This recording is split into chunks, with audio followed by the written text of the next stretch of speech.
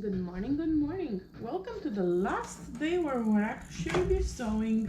There will be one last blog post besides the one from today, which will be the one when where we're announce the winners.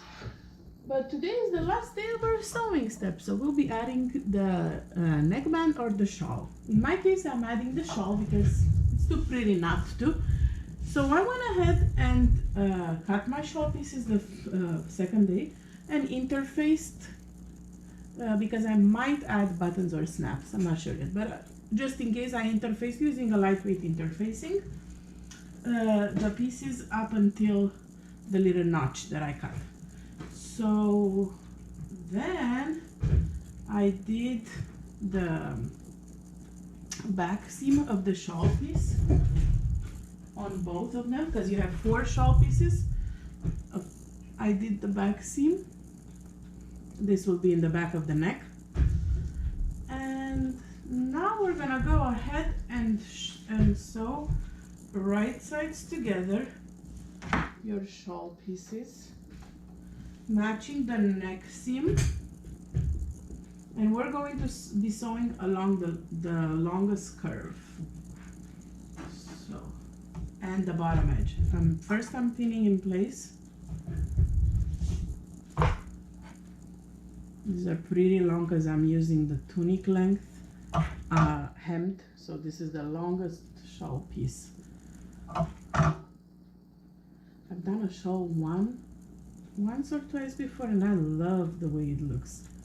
And I don't know if this fabric screamed shawl to me. Make sure the right sides together. Make sure that they're matching at the ends.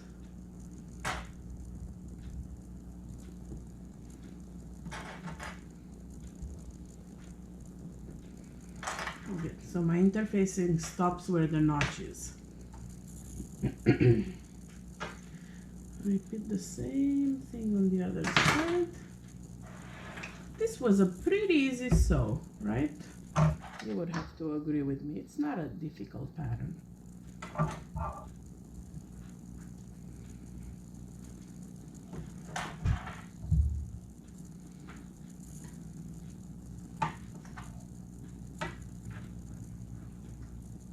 And it doesn't even have that many pieces, I feel. Run out of clips. Alright, so these are clipped in place. And I'm still going to be using my serger for this step, just because it's faster. Again, you can use your sewing machine with even a straight stitch will work for this step, but actually no, go ahead and use a stretch stitch for this one because you're gonna have to stretch it around the neck. I forgot. All right, so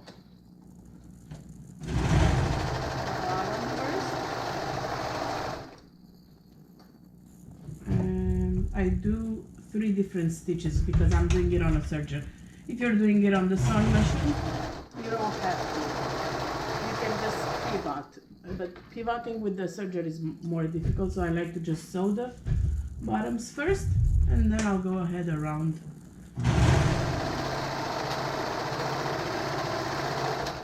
Make sure you keep your seam allowance.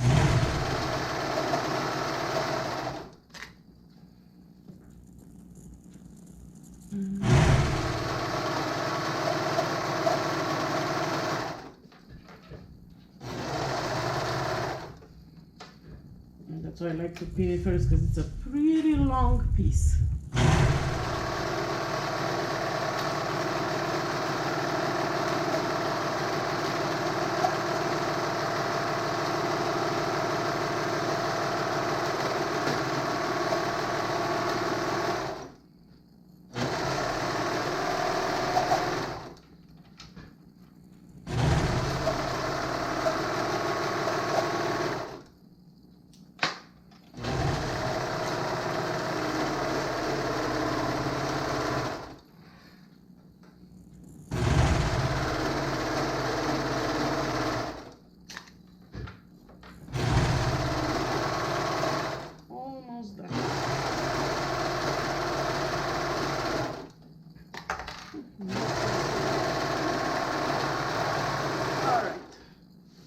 now we're gonna go ahead and clip the curve. Make sure you don't clip your stitches so we can turn it inside out.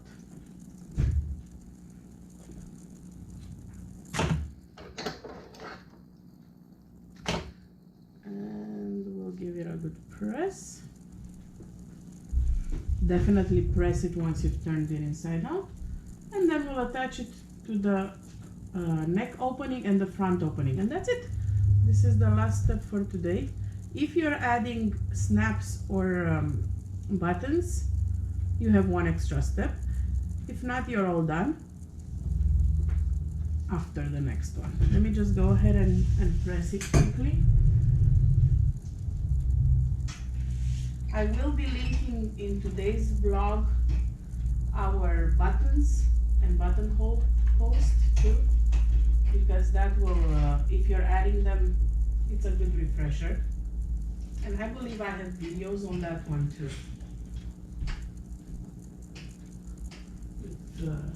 If you're more of a visual learner.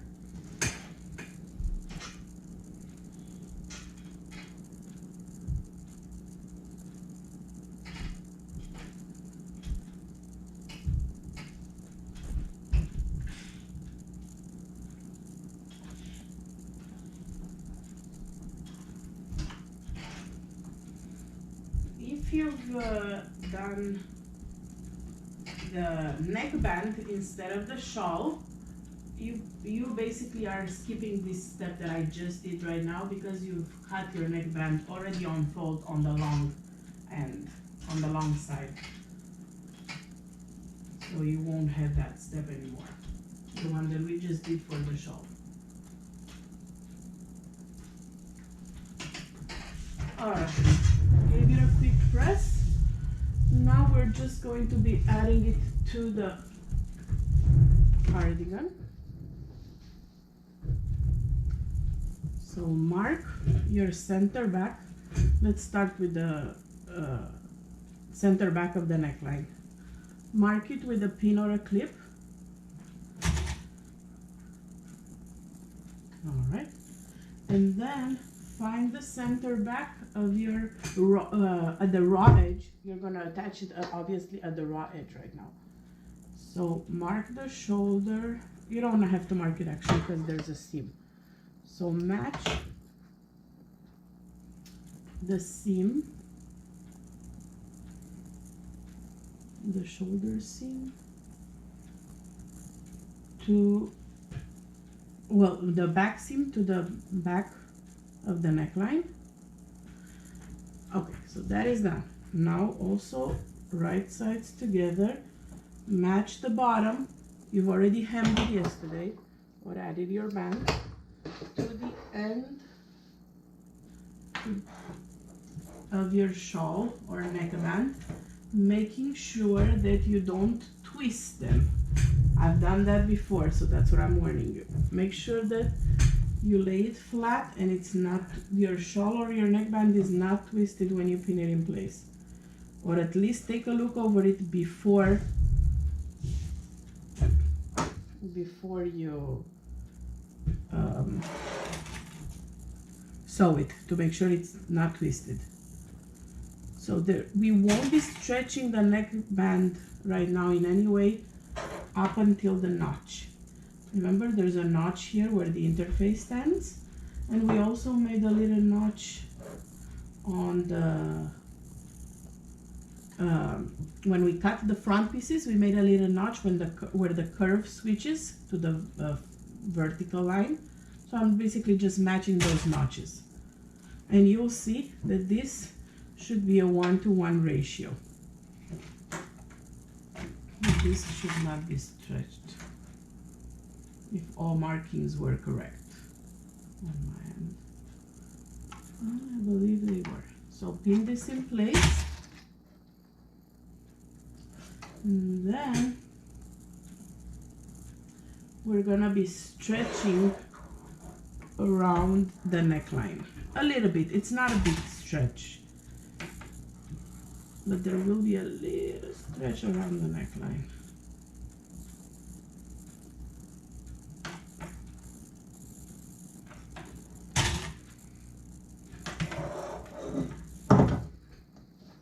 See? This is on one side. So this is the center, and this is the, there you go, the shawl. So now I'm stretching the shawl a little bit and pinning it in place.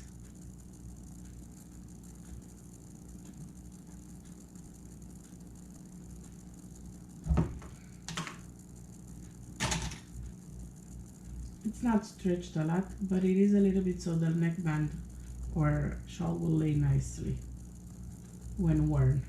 It's like a regular neckband, like they're all smaller than the opening.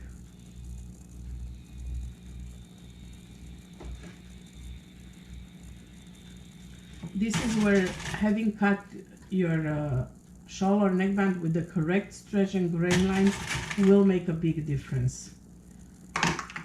See,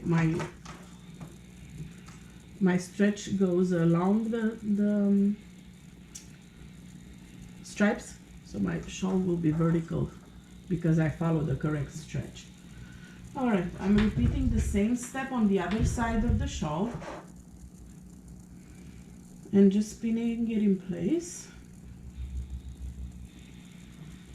and then just sewing with a 1/2 inch seam allowance. I like to top stitch this neckband down too. And then you're done. If you're not adding any snaps or any buttons. If you've sewn for your little girl, we have a blog as part of our Cardi week that we've done, I think in 2016, we've done a Cardi week, and we've shown some hacks to our cardigans, including the grandpa cardi. We have a duster hack there. We have bow closure for the, instead of buttons or snaps, we have a bow closure where you tie bows to close it for little girls. It's super, super cute. So check it out on our blog if you'd like.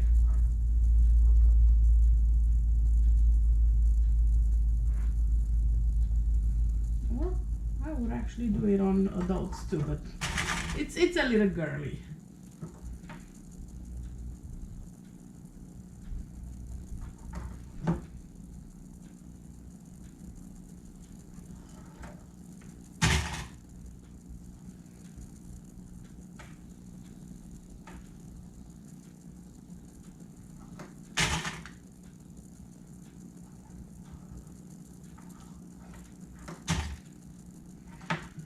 Alright, I think it's all pinned in place.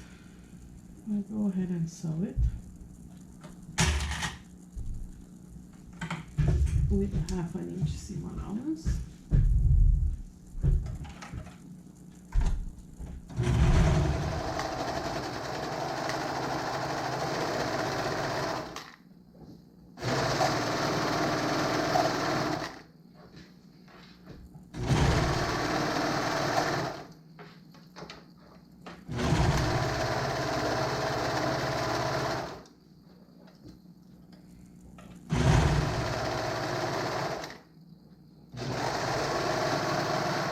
Here you'll be stretching a little bit the neckband and not the cardigan. So once you're past that interface portion, you'll be stretching your neckband to fit the opening, but not the actual cardigan.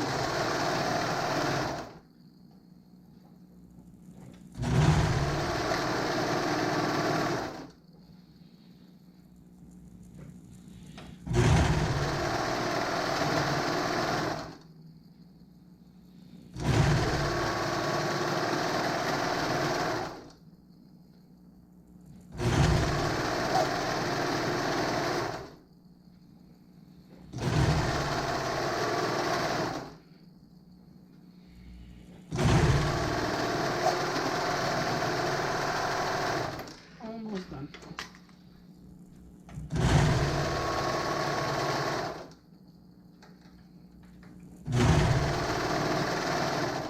I got to the interface now.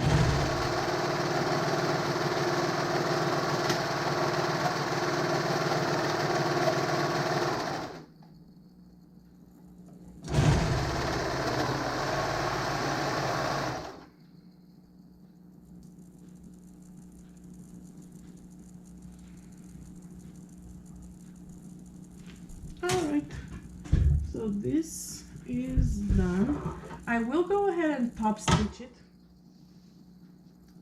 If you don't want to, you don't have to, but I prefer the look of the neckband top stitch down, the seam allowance top stitch towards the cardigan.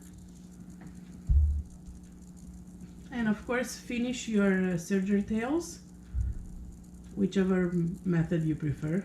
I like to just knot and cut them close, but you can weave them through the serger stitches with like a crochet needle.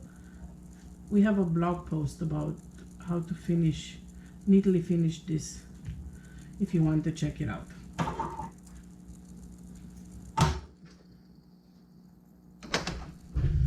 Alright, so let me turn this without getting it too dizzy to my cover stitch.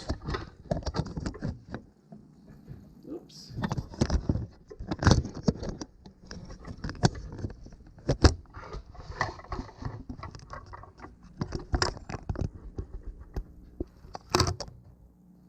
Alright, so we will top stitch this.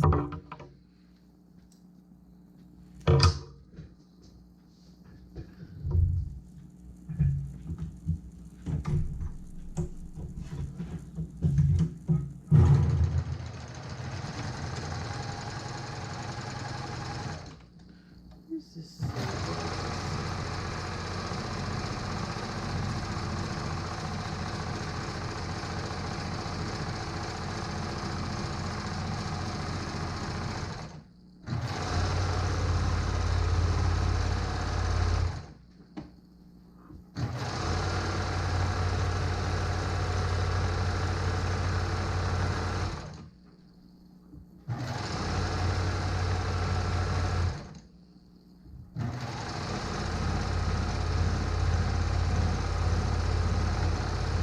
so you can top stitch it with a zigzag stitch or a thin needle on your sewing machine.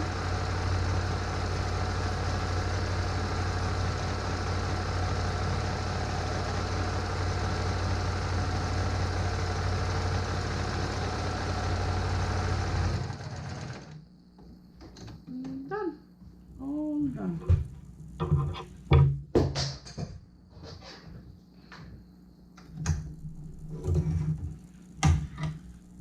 That's it. Go ahead and add your buttons or your snaps if you want to do that. They're optional for this sweater. And or if you're done, just snap a picture, a modeled or a flat picture of your project of this week, and post it in the day 6 comments of the Cardigan Sew Along album. This way we make sure that we see your entry and give you a chance to win one of the 2 prizes. The first prize that we'll pick will be for a $50 gift card to Sincerely Riley Fabrics, who actually provided this gorgeous rose gold sweater knit for this week's Sew Along. And a $20 gift card to Patterns for Pirates, so you can stock up on some more patterns. And we'll have a second winner who will get a $20 gift card to Made for Mermaids, so you can stock on some Made for Mermaids patterns.